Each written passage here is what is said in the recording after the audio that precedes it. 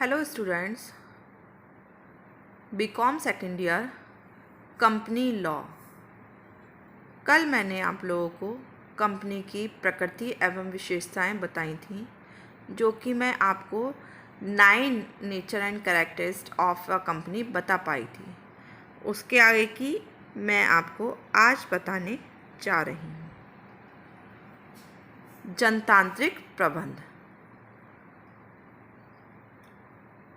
Company का प्रबंध लोकतांत्रिक पद्धति द्वारा होता है, अर्थात कंपनी के वास्तविक स्वामी अंशधारी ही कंपनी के कार्य संचालन के लिए संचालक, अंकेशक, बैंकर आदि की नियुक्ति करते हैं।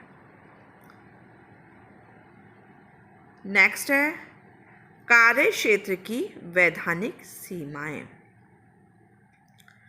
कंपनी के मूल उद्देश्य तो उसके पार्षद सीमा नियम में दिए गए हैं, किंतु उन उद्देश्यों की पूर्ति तथा कार्य संचालन संबंधी नियम उसके अंतर नियमों में निहित होते हैं। इन अंतर नियमों की सीमा के भीतर ही संचालक मंडल तथा प्रबंध अभिकर्ता का संचालन करते हैं। नेक्स्ट है लाभ के लिए ऐच्छिक संघ यानी voluntary association of profit. Company लाभ के लिए स्थापित एक ऐच्छिक संस्था होती है, किंतु कंपनी द्वारा ऐसी कोई भी क्रियाएं नहीं की जाती जो अवांछनीय या जनहित के विरुद्ध हों। कंपनी जो भी लाभ एकत्रित करती है उसे अपने अंशधारियों में निश्चित नियमों के अंतर्गत वितरित कर देती है। कंपनी का समापन यानी winding up the company. Company का जन्म जिस प्रकार विधान में दिए गए नियमों के अनुसार होता है, उसी प्रकार कंपनी का समापन भी विधान में दिए गए नियमों के अधीन ही हो सकता है। नेक्स्ट है संपत्ति का स्वामित्व यानी ओनरशिप ऑफ प्रॉपर्टी। कंपनी की समस्त संपत्ति उसी के नाम पर रहती है। इसका उल्लेख या तो कंपनी के विधान में रहता है अथवा इसका निर्णय आज्ञापत्र के आधार पर किया जाता है। अंशधारी एजेंट नहीं। Not caching agent. कंपनी का अंशधारी कंपनी के एजेंट के रूप में कार्य नहीं कर सकता, अर्थात अंशधारी अपने कार्यों से कंपनी को बाध्य नहीं कर सकता। नेक्स्ट है सदस्यों की संख्या।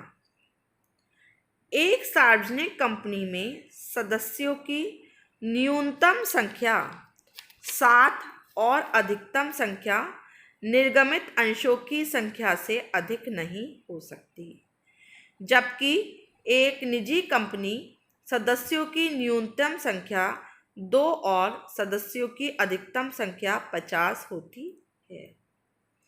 कंपनी नागरिक नहीं यानी nothing is possible as a company. भारतीय संविधान की धारा 19 के अनुसार कंपनी एक नागरिक नहीं है। ये निर्णय राजकीय व्यापार निगम के मामले में सुप्रीम कोर्ट ने दिया था। अतः कंपनी अपने मौलिक अधिकारों के लिए वाद प्रस्तुत नहीं कर सकती। ऋण लेने का अधिकार, राइट टू लोन। समामेलन के पश्चात कंपनी को वैधानिक अस्तित्व प्राप्त किया जाता है, इसलिए कंपनी ऋणपत्र निर्गमित करके ऋणपत्र प्राप्त कर सकती है। इसके अतिरिक्त व्यापारिक बैंकों तथा वित्तीय संस्थाओं से भी ऋण प्राप्त कर सकती है।